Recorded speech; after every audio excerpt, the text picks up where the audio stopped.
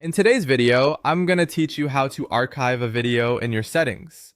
If you want to remove a video from your main list without permanently deleting it, archiving is a simple and useful option. This is especially helpful when you want to keep the video and all of its related data, but you no longer want it showing in your primary view. It gives you a cleaner workspace while still preserving the content for later. To begin, open the video you want to manage. Make sure you are on the correct video before making any changes, since the archive action will apply to the item currently selected. Taking a quick moment to confirm this can help avoid confusion later, especially if you are working with several videos at once. Once the video is open, go to Settings. This is where you'll find the controls for managing the video beyond basic playback or editing. Depending on the platform or layout you're using, settings may appear as a button, icon, or menu option, but the goal is the same. Open the configuration area for that specific video. Inside Settings, select General.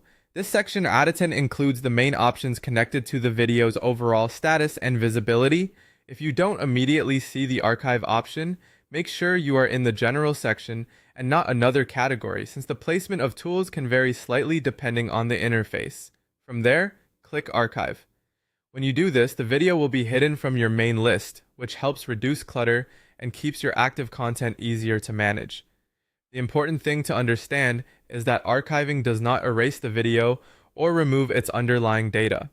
The content is still retained, so this is a safer alternative when you simply want to get it out of view without losing access to it entirely. After archiving, the video should no longer appear in the main list, but its information remains stored in the system. That means you can still keep the data intact while organizing your workspace more effectively. This is ideal for older videos, completed projects, or anything you may want to revisit later without having it constantly displayed alongside your current content, and that's it. Open the video, go to Settings, choose General, and click Archive. It's a quick way to stay organized while keeping your data preserved.